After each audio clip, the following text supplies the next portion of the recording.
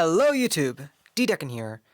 Now, normally I have some sort of weird, semi-funny, semi-cringy opening, followed by explaining what exactly is the Pick-a-Gift campaign.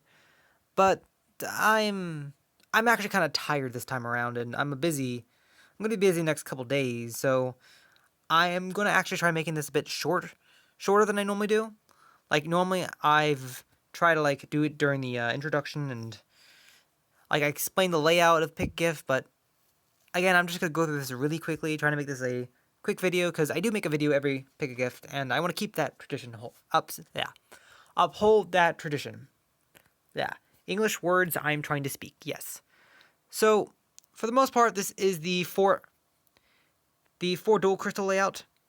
Obviously, the only time you'd really pick them is if there isn't really a need to. The result booster is tempting on day 5 just because of the card layout, but I'll explain that in a sec. But it's a simple 8-day Pick-a-Gift. It's a little disappointing coming from the last Pick-a-Gift we had the toy themed, and this not being really themed at all. It's kind of disappointing, but maybe that means next Pick-a-Gift will be themed. I don't know. I'm guessing this is also considered the March Pick-a-Gift, more or less. So hey, March Pick-a-Gift, yay. As for the 4 cards for this time around, Harpy's Feather Rest came out in a Battle City Showdown pack, and I have plenty. I don't need more of these. It's a decent draw power if you're using Harpies, but the problem with Harpies and Duel Links is that if you run a card that says its name replaces Harpy, that you're limited to that number of cards in your deck to play. In other words, a lot of Harpies, they get away with their name being changed to Harpy Lady. But the problem is, you can only play a maximum of 3 Harpy Ladies, regardless of whatever the card actually is. And since that conflicts with what you're doing, it sort of hits what you can really do with Harpies, the diversity, in other words. The idea of the card is for you to bring out the Harpy Lady sisters and have it on your field when you use it. That way you can draw the 2 extra cards, of course. But at the very least, it doesn't actually stop your battle phase, so it's a nice card. If you already got it, though, it's not worth 200 rares.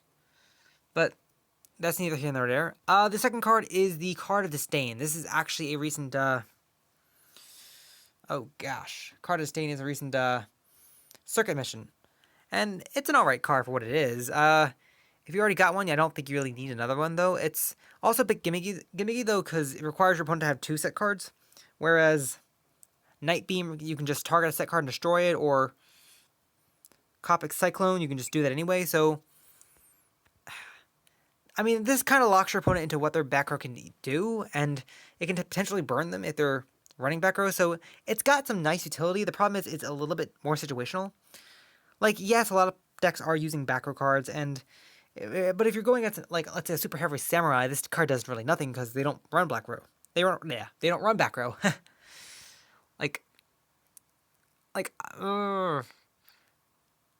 No, I don't even think a super heavy samurai would risk even using Treacherous, despite how powerful that is, but nevertheless.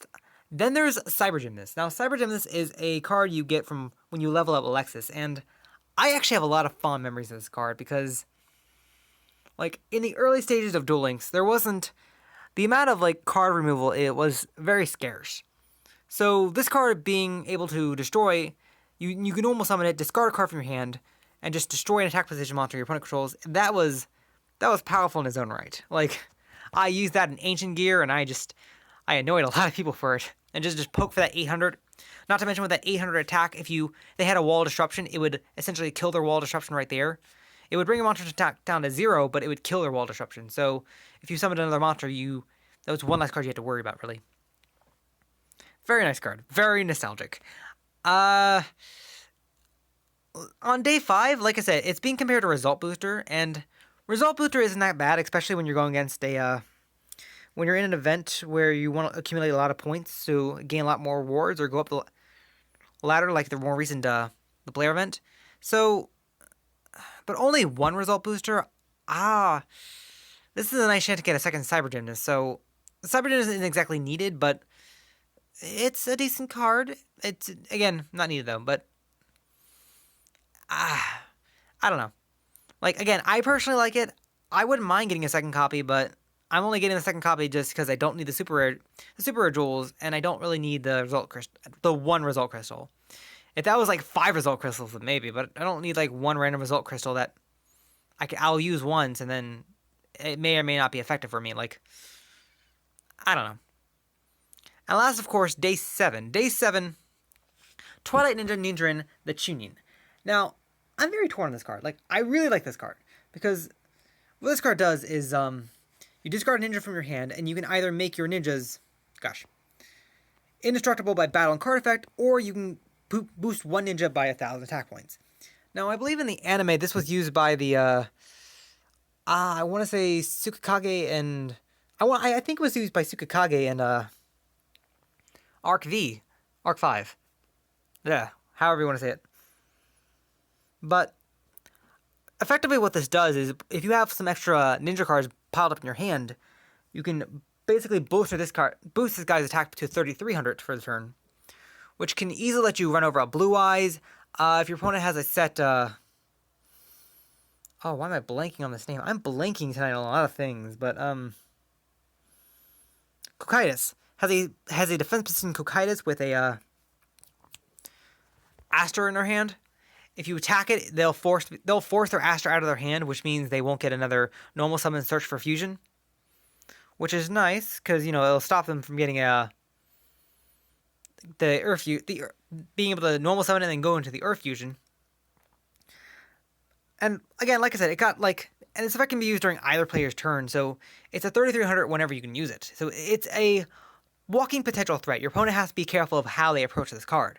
Not to mention being level 6, just normal summon it or do ninja shenanigans and just bring it out. So it's a pretty fun card, nevertheless.